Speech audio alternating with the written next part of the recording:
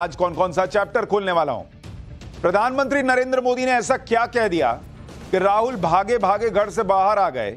आज इसकी बात होगी। राहुल की पहली ही रैली में कांड हो गया।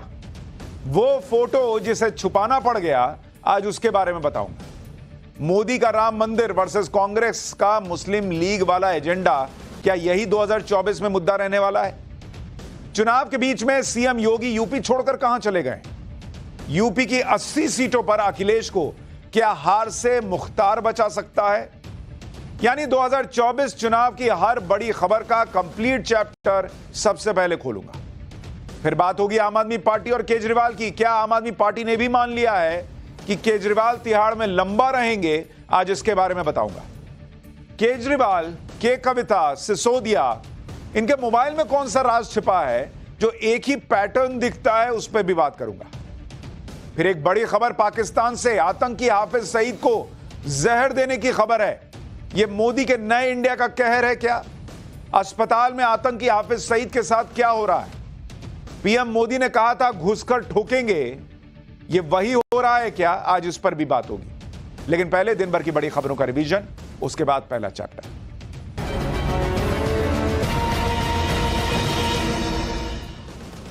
जम्मू कश्मीर और लद्दाख में कांग्रेस और नेशनल कॉन्फ्रेंस के बीच सीट शेयरिंग हो गई। कांग्रेस उधमपुर, जम्मू और लद्दाख की सीट पर चुनाव लड़ेगी, जबकि नेशनल कॉन्फ्रेंस के लिए अनंतनाग, श्रीनगर और बारामूला की सीट छोड़ी गई है। इस गठबंधन से पीडीपी ने खुद को अलग किया हुआ है। पीडीपी अब अलग चुनाव लड़ रही है।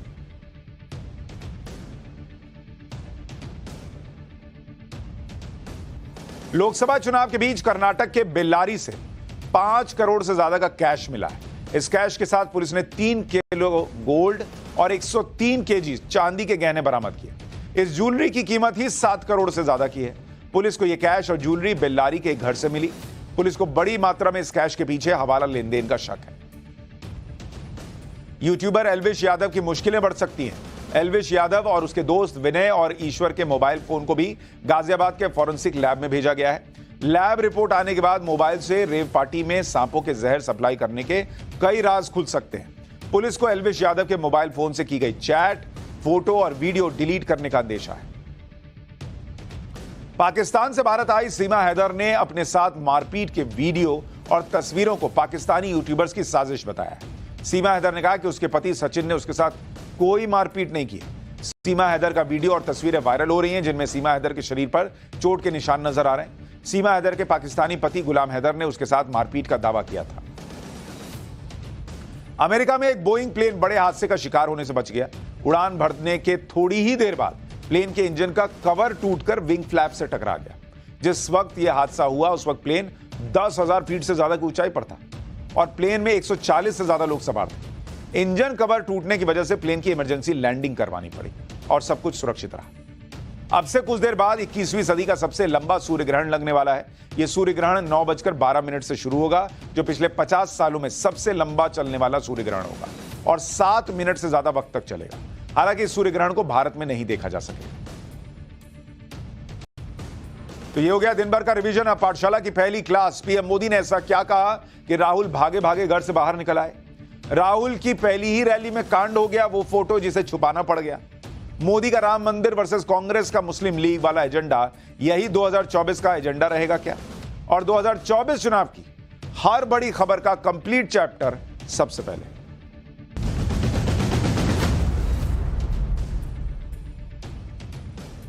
...2024 के लोकसभा चुनाव का मामला अभी तक तो बहुत ठस सा लग रहा है। मतलब एकदम ठंडा। वो चुनाव वाली फीलिंग ही नहीं आ पा रही है। भाई हो क्या रहा है? मोदी रुक नहीं रहे और विपक्ष की गाड़ी स्टार्ट ही नहीं हो पा रही है।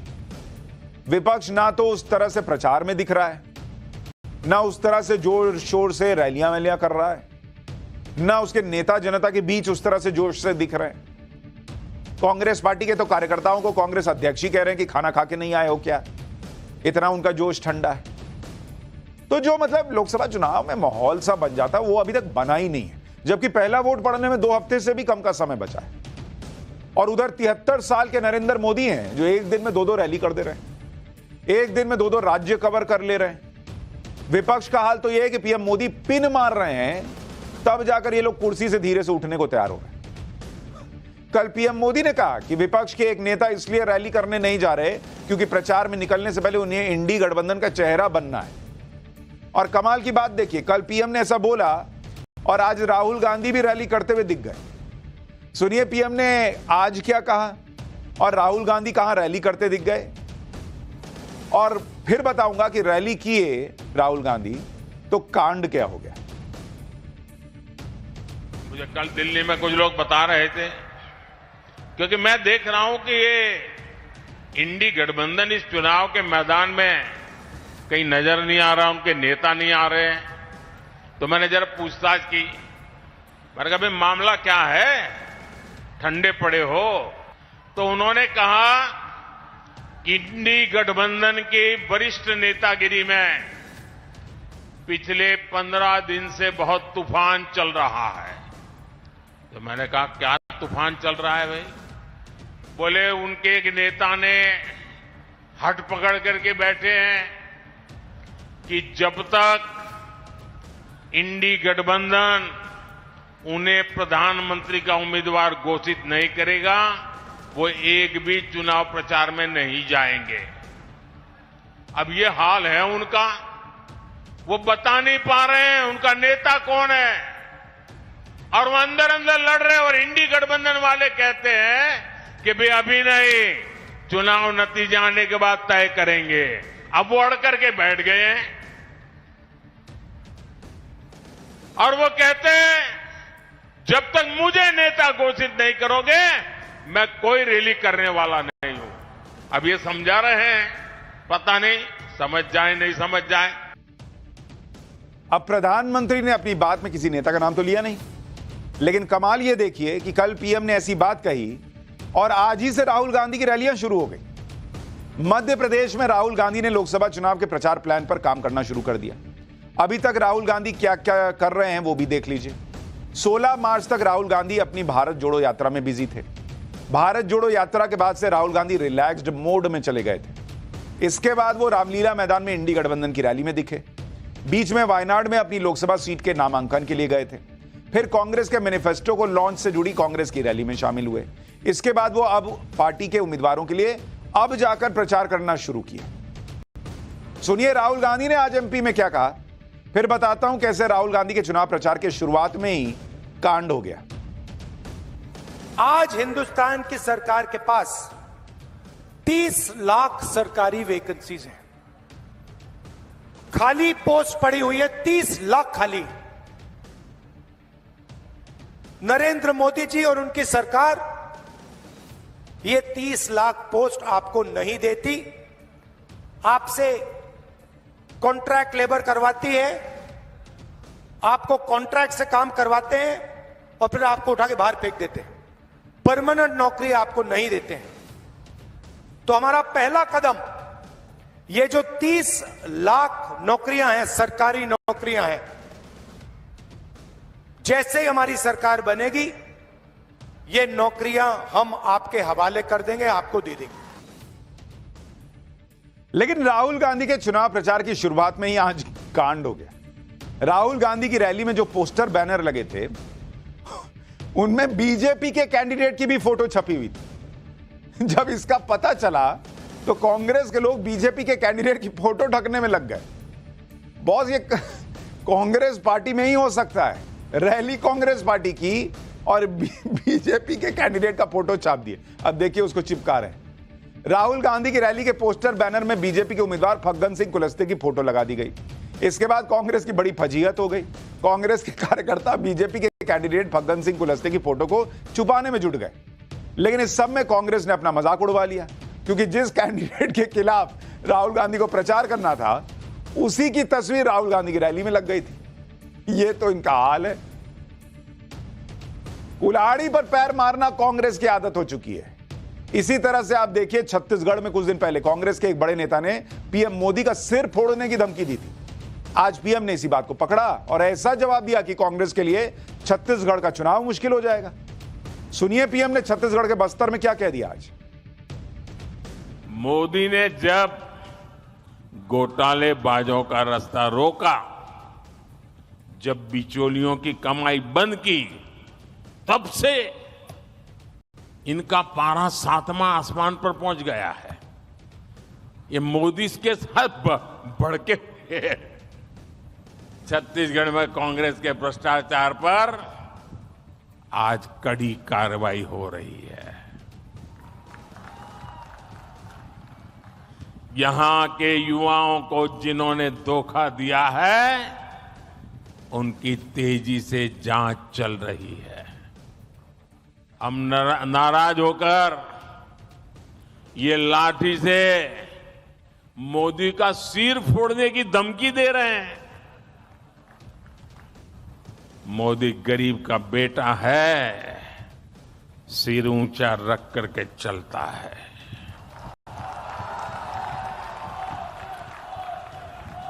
मोदी इनकी धमकियों से डरने वाला नहीं है।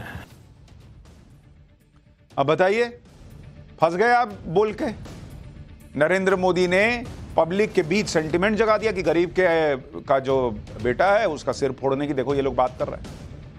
कांग्रेस लगातार पीएम मोदी के टारगेट पर है। कांग्रेस आजकल अपने मैनिफेस्टो के गीत गा रही है, लेकिन कांग्रेस के मैनिफेस्टो की हवा पीएम मोदी ने यह कहकर निकाल दी कि इस मैनिफेस्टो में तो मुस्लिम लीग की छाप है। बीजेपी ये बात ऐसे आरोपों के आधार पर कह रही है कि 1936 में मुस्लिम लीग का जो मैनिफेस्टो था उसमें कुछ बातें कांग्रेस के मैनिफेस्टो से मेल खाती।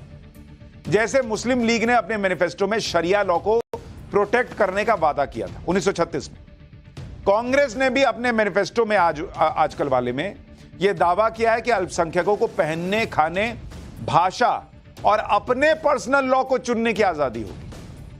मुस्लिम लीग ने अपने मैनिफेस्टो में बहुसंख्यकवाद के खिलाफ संघर्ष की बात कही थी। कांग्रेस ने भी अपने मैनिफेस्टो में कहा है कि भारत में बहुसंख्यक की कोई जगह नहीं। मुस्लिम लीग ने मुसलमानों के लिए स्पेशल स्कॉलरशिप और जॉब्स का वादा किया था।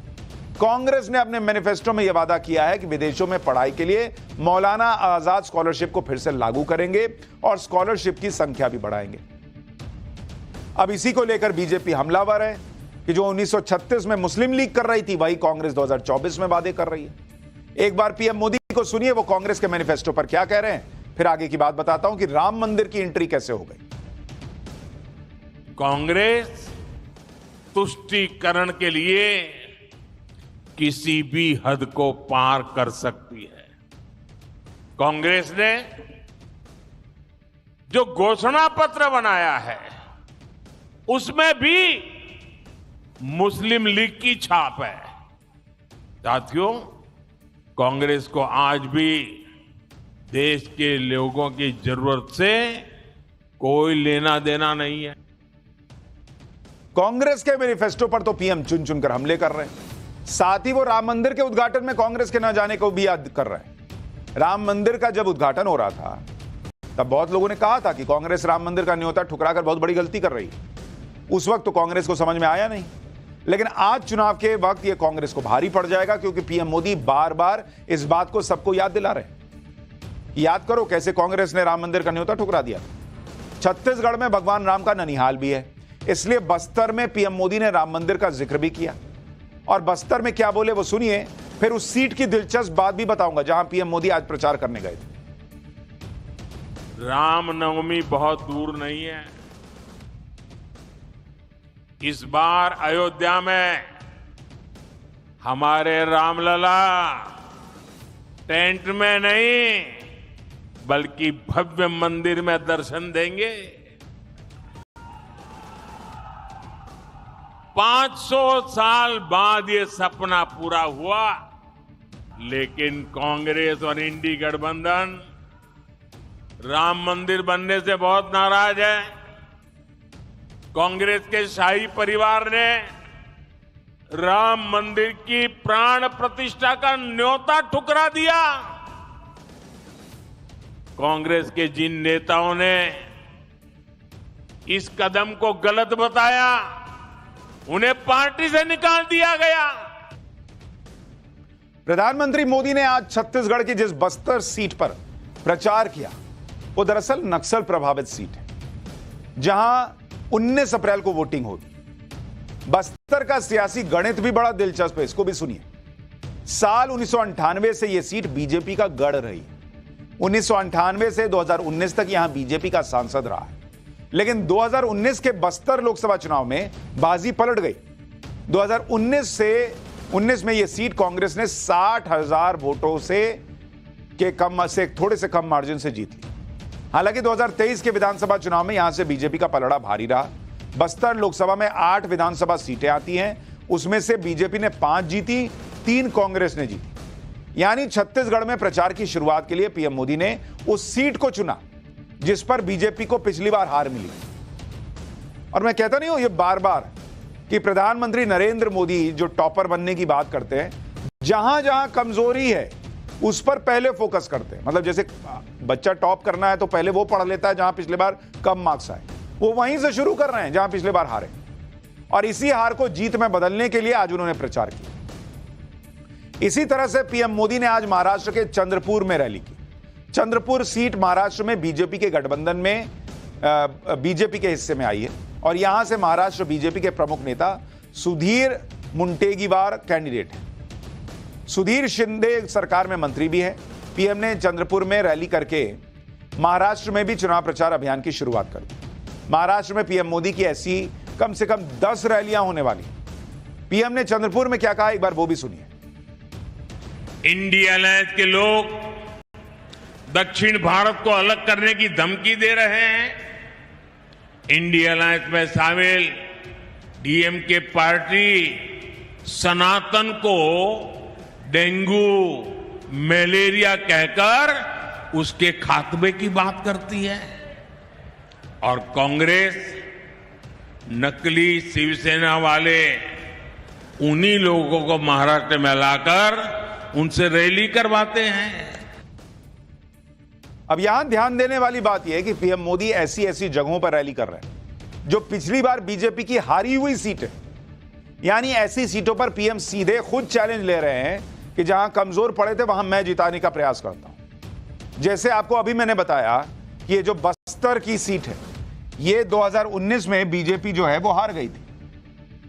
जिस बस्तर की बात कर रहा हूं, ये 2019 बीजेपी हार गई, जबकि उसके पहले लंबे समय से बीजेपी जीत रही थी और जो मार्जिन था वो अच्छा खासा था, मतलब 60,000 का मार्जिन था। इसी तरह से जिस चंद्रपुर की अभी आपको बात सुना रहा था महाराष्ट्र के अंदर, वो 2019 का चुनाव जब हुआ तो कांग्रेस जीती और जो मार्जिन था बीजेपी यहां भी हारी और मार्जिन हार का कितना था, 44 के प्लस, यानी 44,000 से ज्यादा। आप देख रहे हैं हर हारी हुई सीट पर नरेंद्र मोदी खुद चुनौती ले रहे हैं कि मैं यहां पर मेहनत करता हूं और देखता हूं क्या नतीजा बदलता है कि नहीं। यानी एक तरफ नरेंद्र मोदी टफ सीट पर सीधा चैलेंज ले रहे हैं, दूसरी तरफ गांधी परिवार है जो अपने गढ़ के चुनावी मैदान में उतरने से भी हिचक रहा है। अब तक कांग्रेस रायबरेली और अमेठी में अपने कैंडिडेट के नाम घोषित नहीं कर पाई। बहुत दिनों से चर्चा है कि प्रियंका वाड्रा रायबरेली से और राहुल गांधी अमेठी से चुनाव लड़ेंगे, लेकिन कांग्रेस ने अब तक अमेठी और रायबरेली के कैंडिडेट डिक्लेयर नहीं किए।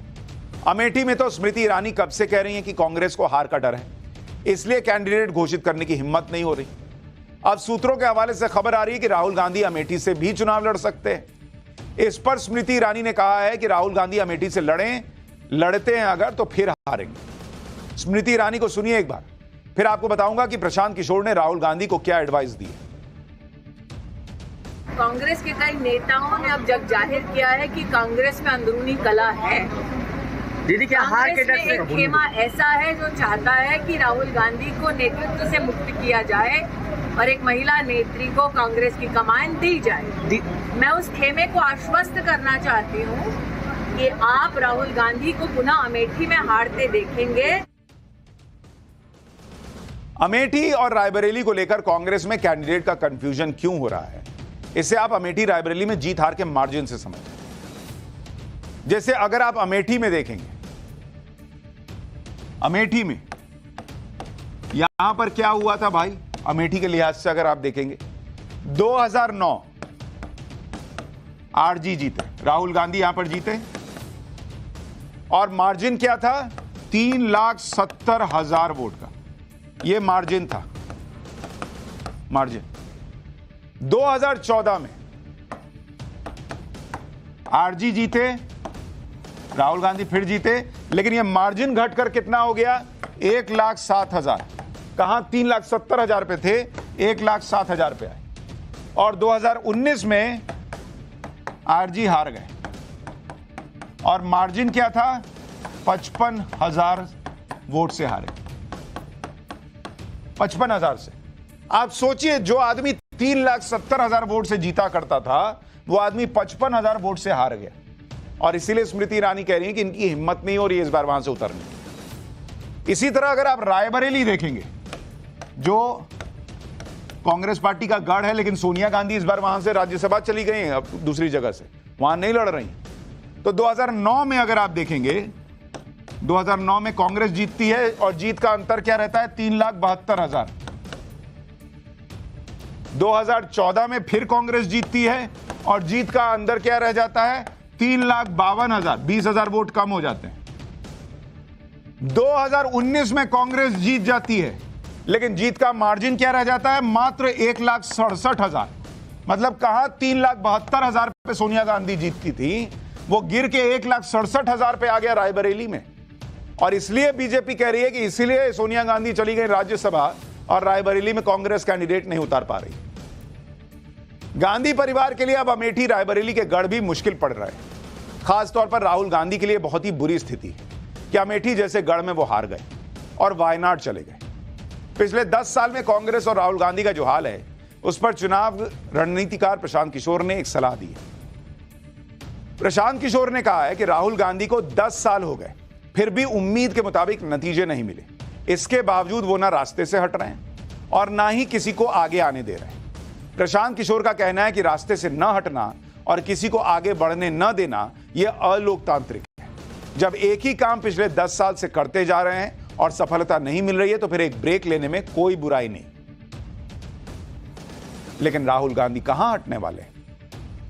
राहुल गांधी तो कहीं नहीं जाते दिख रहे। लेकिन आगे आपको यह बताऊंगा कि चुनाव के बीच में सीएम योगी यूपी छोड़कर कहां चले गए। भाई 80 सीटों का चैलेंज है उत्तर प्रदेश में, योगी यूपी छोड़कर कहां चले गए, यह आपको आगे दिखाऊंगा। लेकिन उसके पहले अरविंद केजरीवाल की बात, जिन पर कल बड़ा फैसला आने वाला है।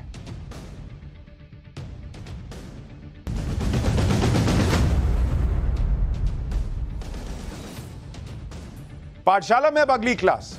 आम आदमी पार्टी ने भी मान लिया है कि केजरीवाल तिहाड़ में लंबा रहेंगे। केजरीवाल के कविता सिसोदिया मोबाइल में इनके कौन सा राज छिपा है, यह आज इस पर बात होगी। दरअसल अरविंद केजरीवाल को अरेस्ट हुए 2 हफ्ते से ज्यादा हो गए। 1 हफ्ते से तो वो तिहाड़ जेल में बंद है। केजरीवाल के वकील हाथ पैर मार रहे हैं कि किसी तरह से केजरीवाल जेल से बाहर आ जाए। लेकिन केजरीवाल बाहर आएंगे कैसे, जबकि ऐसा लग रहा है कि उनकी पार्टी ही खुद मानकर बैठी है कि चुनाव तक केजरीवाल जेल से बाहर नहीं आने वाले। आम आदमी पार्टी ने आज अपना जो चुनावी कैंपेन लॉन्च किया, उसमें स्लोगन ही यही रखा है कि जेल का जवाब वोट से। यानी एक तरह से आम आदमी पार्टी के लोगों ने मान लिया कि जब तक वोट पड़ेंगे तब तक केजरीवाल जेल में ही रहेंगे। कैंपेन को लॉन्च करने के बाद आम आदमी पार्टी के नेताओं ने कहा कि जिस दिन वोट डाले जाएंगे, उस दिन केजरीवाल की गिरफ्तारी पर जनता जवाब देगी। यानी खुद ही ऐसा लग रहा है कि आम आदमी पार्टी माने बैठी है कि केजरीवाल जल्दी बाहर नहीं आने वाले और कम से कम चुनाव तक तो नहीं आने वाले, तभी तो यह कैंपेन है। आम आदमी पार्टी ने अपने इस चुनावी कैंपेन पर कहा है कि बीजेपी वालों के लिए अरविंद केजरीवाल जितने खतरनाक बाहर थे, उससे ज्यादा खतरनाक अंदर हैं। जब तानाशाही बढ़ जाती है तो जनता तानाशाह के सामने खड़ी हो जाती है। इस बार का चुनाव देश की जनता और दिल्ली की जनता लड़ेगी। कई लोग ट्विटर पर लिखने लगे कि अगर केजरीवाल जेल के अंदर इतने ज्यादा खतरनाक है बीजेपी के लिए, तो उनको अंदर ही रख लो। सुनिए इस चुनावी कैंपेन पर आम आदमी पार्टी के नेताओं ने क्या कहा, फिर आपको बताऊंगा कि आम आदमी पार्टी को क्यों लग रहा है कि केजरीवाल जल्दी बाहर नहीं आने वाले। आज एक कैंपेन का लॉन्च कर रहे हैं। इस कैंपेन का नाम है जेल का जवाब वोट से। जेल का जवाब हमें और किसी तरीके से देने की जरूरत नहीं है। सब अपने सीने में, अपनी छाती में सब इस बात को रखें, जो दुख है, दर्द है, अपने छाती में रखें। और जिस दिन चुनाव होगा उस दिन इसका जेल का जवाब वोट से दिया जाएगा। तो इस कैंपेन के तहत सारे एक एक घर में, एक एक मोहल्ले के एक एक घर में जाएंगे। एक एक घर में जाके जनता से बात करेंगे, उनको समझाएंगे। वो खुद इस बात से बहुत व्यथित है और दुखी हैं कि केजरीवाल जी जेल में हैं। अब इस पूरे संघर्ष को एक अभियान में बदलेंगे और जेल का जवाब वोट से देंगे। दिलचस्प बात यह है कि ये वही पार्टी है जो संजय सिंह के बाहर आने पर कह रही थी कि एक एक करके सब बाहर आ जाए। ये वही पार्टी है जिसके लोग नारे लगा रहे थे कि जेल के ताले टूटेंगे, केजरीवाल छूटेंगे। लेकिन अब इसी बात पर चुनावी कैंपेन लॉन्च कर रही है कि केजरीवाल तो जेल के अंदर ही रहने वाले हैं। पब्लिक जो है वो हिसाब करेगी केजरीवाल की गिरफ्तारी का। आम आदमी पार्टी ने यह नई रणनीति इसलिए बदली है क्योंकि आप पिछले 3-4 दिन में कुछ ऐसा हुआ जिससे आम आदमी पार्टी को सच का सामना करना पड़ा। जैसे अगर आप देखें, 6 अप्रैल को मनीष सिसोदिया को जमानत नहीं मिली, 8 अप्रैल को के कविता को जमानत नहीं मिली। शराब घोटाले में तेलंगाना की पूर्व सीएम की बेटी के कविता की गिरफ्तारी केजरीवाल से ठीक पहले हुई थी। के कविता के वकील जमानत के लिए हाथ पैर मार रहे हैं लेकिन उन्हें राहत नहीं मिल रही। के कविता ने इमोशनल कार्ड खेलकर कोर्ट से अंतरिम जमानत लेने की भी कोशिश की लेकिन उनकी जमानत अर्जी खारिज हो गई। के कविता की तरफ से वकील अभिषेक मनु सिंघवी ने 5 दलीलें रखी। ये वही अभिषेक मनु सिंघवी हैं जो केजरीवाल को भी जमानत दिलाने का प्रयास कर रहे हैं या उनका मामला जो है वो कोर्ट के सामने रख रहे हैं कि इनकी गिरफ्तारी ही गलत हुई है। लेकिन के कविता के मामले में अभिषेक मनु सिंघवी ने क्या कहा? पहली दलील रखी कि पीएमएलए के सेक्शन 45 का एक प्रावधान महिला आरोपी को जमानत के लिए तय की गई सख्त शर्तों से छूट देता है।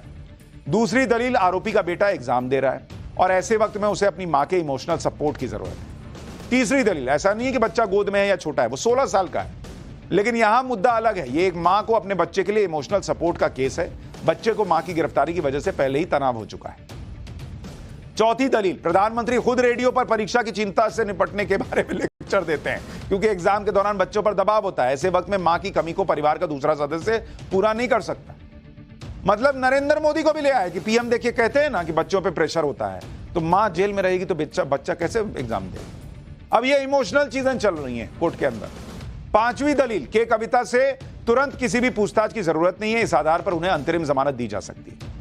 इन दलीलों पर ईडी के वकील ने जवाब देते हुए कहा कि पीएमएलए के जिस सेक्शन 45 में महिला आरोपी को मिली छूट का हवाला दिया जा रहा है वो आम महिलाओं के लिए, के कविता जैसी उन महिलाओं पर लागू नहीं होता, ये जो पब्लिक लाइफ में है और राजनेता है। ईडी के वकील ने कोर्ट को बताया कि के कविता दिल्ली शराब नीति मामले में मुख्य आरोपियों में से एक है। ईडी के वकील ने आगे कहा कि के कविता इस केस में रिश्वत देने वाले प्राइम मूवर्स में से एक हैं और वो इस मामले में लाभार्थी भी हैं। ईडी के वकील ने कहा कि ये सारी बातें सिर्फ स्टेटमेंट्स पर आधारित नहीं है बल्कि इसे साबित करने के लिए डॉक्यूमेंट्स और व्हाट्सएप चैट मौजूद हैं और दोनों आपस में रिश्ता जुड़ता है उनका।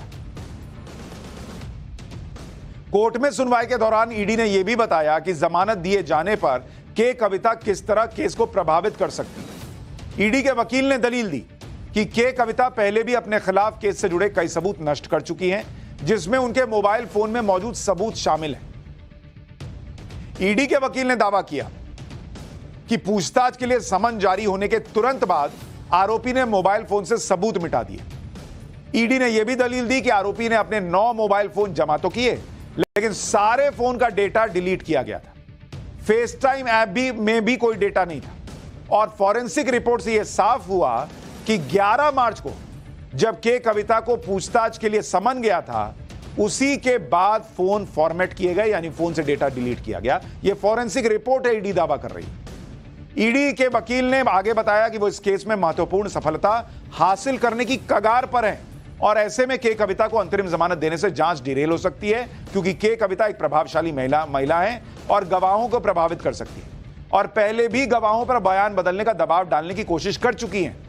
इसके साथ ही ईडी के वकील ने कहा कि उनके बेटे के 12 में से 7 पेपर तो ऑलरेडी खत्म हो चुके।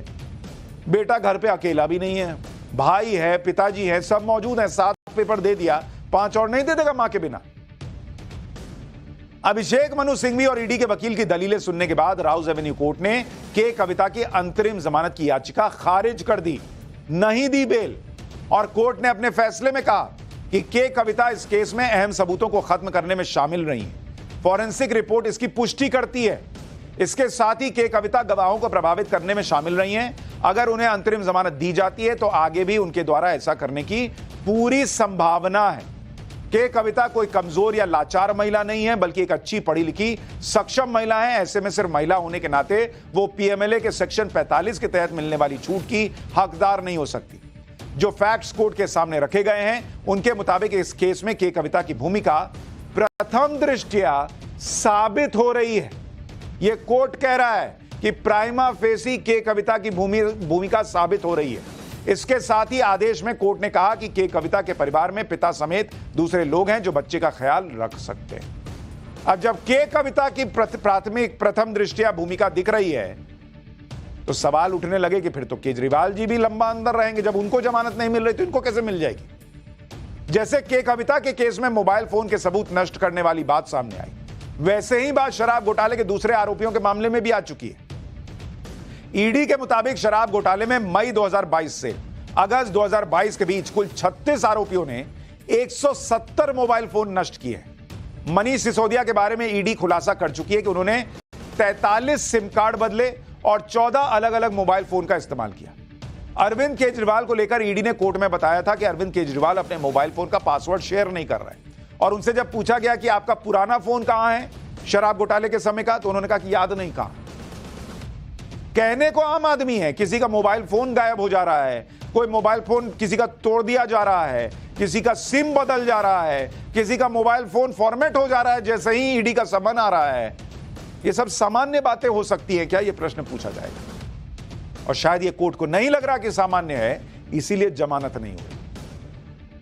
जिस तरह दिल्ली शराब घोटाले में ईडी की जांच तेजी से आगे बढ़ रही है, उससे आने वाले दिनों में अरविंद केजरीवाल की मुश्किलें और बढ़ सकती हैं, क्योंकि आज ईडी ने अरविंद केजरीवाल के पर्सनल सेक्रेटरी विभव कुमार को पूछताछ के लिए बुलाया।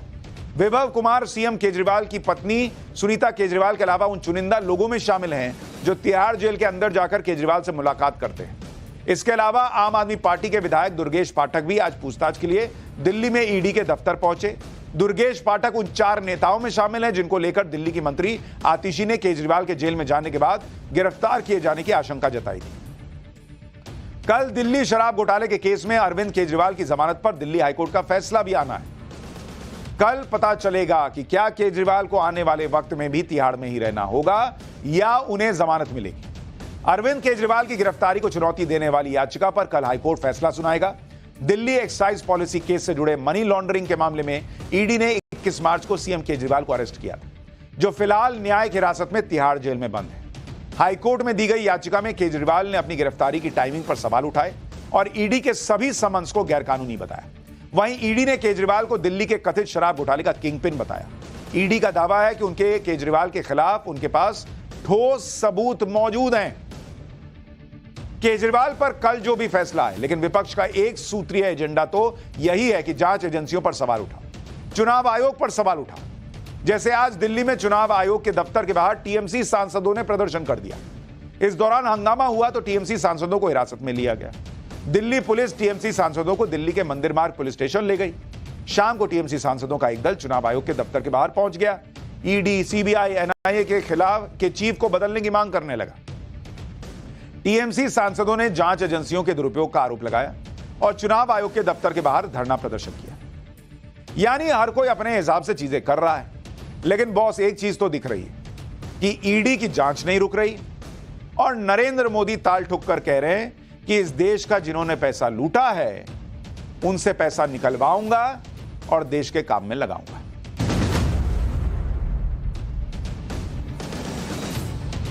एक तरफ राहुल गांधी के लिए अमेठी जैसे गढ़ में जाने में उन्हें हिचक हो रही है, वहीं योगी आदित्यनाथ जैसे नेता हैं जो यूपी के बाद दूसरे राज्यों में भी अपना जलवा दिखा रहे हैं।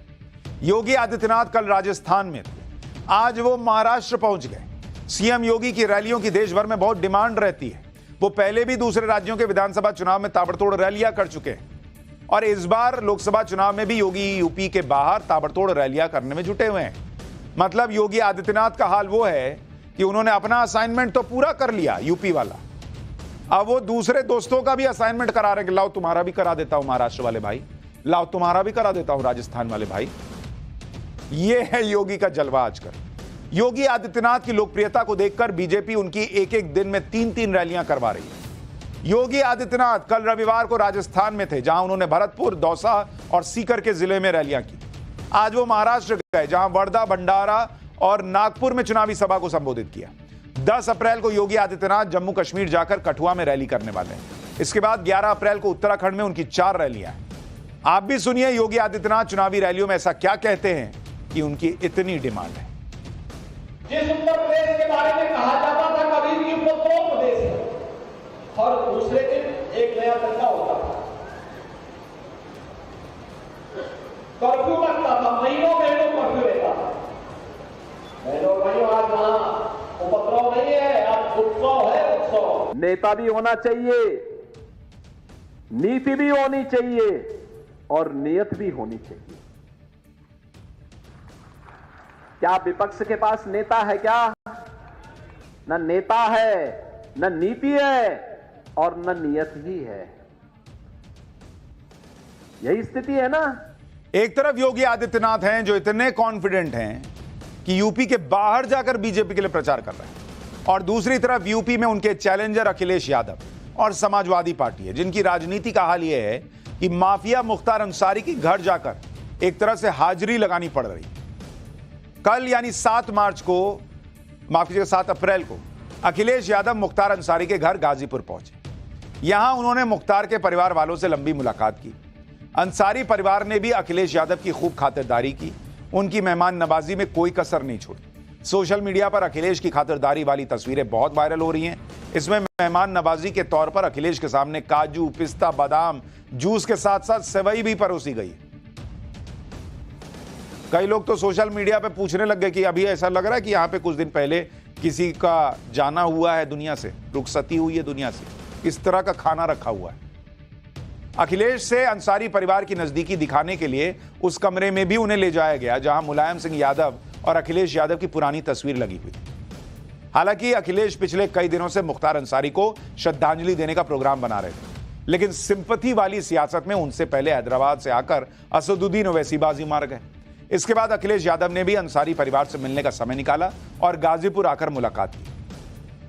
मुख्तार के परिवार से मुलाकात के बाद अखिलेश यादव ने ट्वीट भी किया और लिखा कि वक्त देता है दिलासा, देकर हाथों में हाथ, यकीन रखो करेगा ऊपर वाला ही इंसाफ। एक दौर था जब अखिलेश यादव माफिया मुख्तार अंसारी के नाम से ही चिढ़ जाया करते थे, दूरी बनाकर चलते थे, मुख्तार और पूरे अंसारी परिवार को अपनी इमेज को खराब करने वाला समझते थे। लेकिन अब वही अखिलेश यादव मुख्तार अंसारी की मौत पर सवाल उठा रहे हैं, मुख्तार का एक तरह से गुणगान कर रहे हैं। सुनिए एक बार अखिलेश यादव। जनता में रहे, जनता की सेवा की, उसी का परिणाम ये था कि इतनी बार वो विधायक चुने गए। जो व्यक्ति इतने वर्षों जेल रहा हो, उसके बाद भी जनता जिता रही हो, तो इसका मतलब परिवार और उस व्यक्ति ने जनता के बीच में रह करके उसका दुख दर्द बांटा है। अखिलेश यादव के इस गुणगान के पीछे की वजह भी समझिए, क्योंकि मुख्तार अंसारी का परिवार इस समय समाजवादी पार्टी के लिए बड़ा जरूरी है।